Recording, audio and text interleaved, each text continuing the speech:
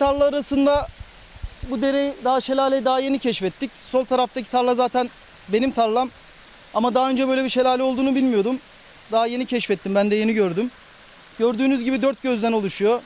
Gayet de su bu mevsime göre gayet güzel de su akıyor. Eğer gelip şelaleyi burada turizm açmak isteyen insanlar olursa kendi tarla bizim yolumuz. Yol da verebiliriz. Turizm açısından yeter ki gelip insanlar görsün. Gelen Ankara'dan, İstanbul'dan misafirler geçsin. Kendi fındıklığımızdan yolumuzu veririz. Gerekli bizim yapabileceğimiz şeyi tarla sahibi olarak her imkanı sağlayacağımızı sözüne verebiliyorum yani.